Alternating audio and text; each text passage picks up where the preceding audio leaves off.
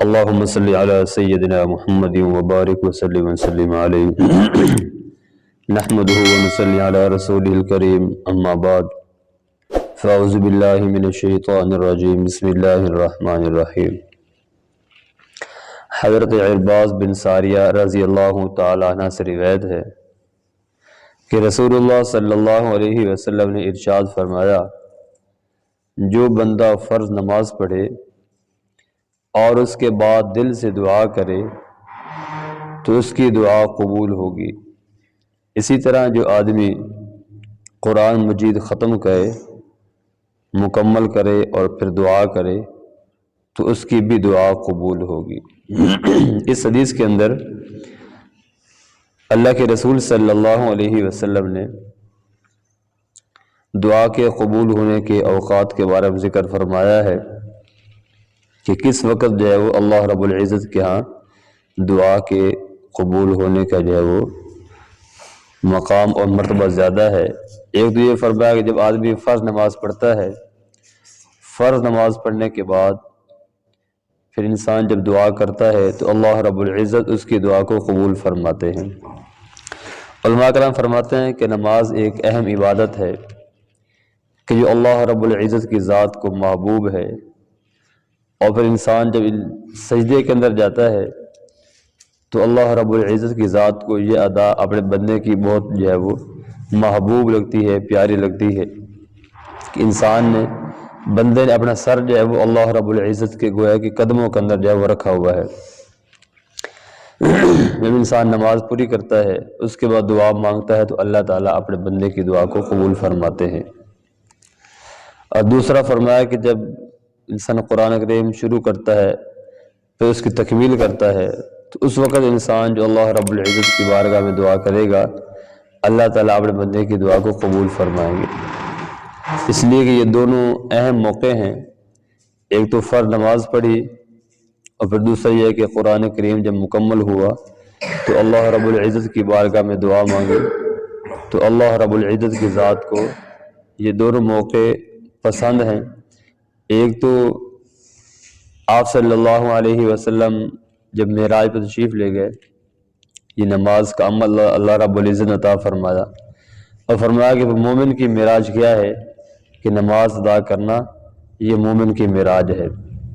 تو اللہ رب العزت اس موقع پر اپنے بندے کی دعا جو ہے وہ قبول فرماتے ہیں۔ تو ہمیں چاہیے کہ ہم بھی ایسے دونوں اوقات کے اندر اللہ رب العزت کی ذات کے سامنے ہاتھ پھیلائیں اور اللہ رب العزت سے دعا مانگیں۔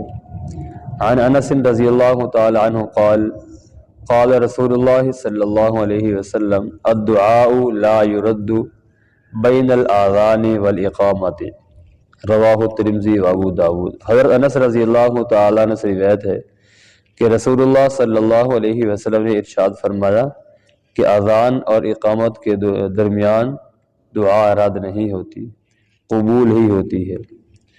تو ہمیں بھی کوشش کرنی چاہیے کہ اذان اور اقامت کے درمیان جو وقت ہوتا ہے اس کو قیمتی بنائیں، ذکر بیٹھ کے کرے، اللہ کے سامنے آدمی دعا مانگے، اس لیے کہ اذان اور اقامت کے درمیان کا جو وقت ہے اس کی بہت زیادہ اہمیت ہے، اور انسان جو ہے وہ نماز کی انتظار میں بیٹھا ہوتا ہے، اور جب انسان نماز کے انتظار میں بیٹھا ہوتا ہے حدیث میں آتا ہے کہ اللہ رب العزت اس کو بھی نماز کا ثواب عطا فرماتے رہتے ہیں جب تک آدمی نماز کی جو ہے وہ انتظار میں بیٹھا ہوتا ہے۔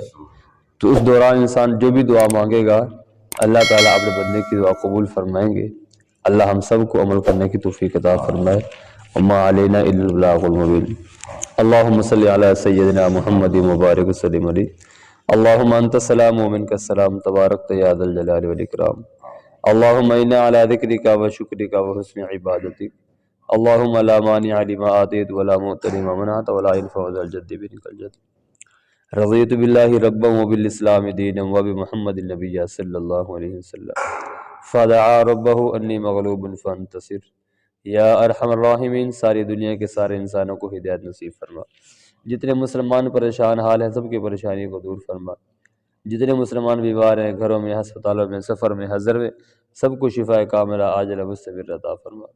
جتنے بھی حاضرین ہیں، غائبین ہیں، سامعین ہیں، سب کی نیک حاجات کو، نیک خواہشات کو، نیک تمناؤں کو پورا فرما۔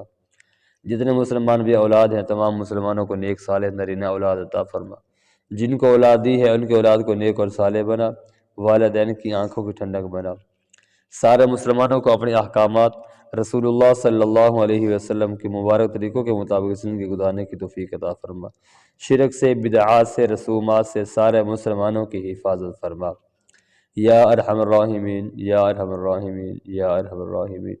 حضرت آدم علیہ السلام سے لے کر آج تک جتنے مسلمان اس دنیا سے جا چکے ہیں اور جتنے ہمارے عزیز و اقارب رشتہ دار دنیا سے جا چکے ہیں، اپنے فضل و کرم سے یا ارحم الراحمین سب کی بخشی فرما، سب کی مغفرت فرما، سب کو جنت الفردوس میں اعلیٰ مقام عطا فرما، یا ارحم الراحمین۔ ہماری دعاؤں کو محض اپنے فضل و کرم سے قبول فرما۔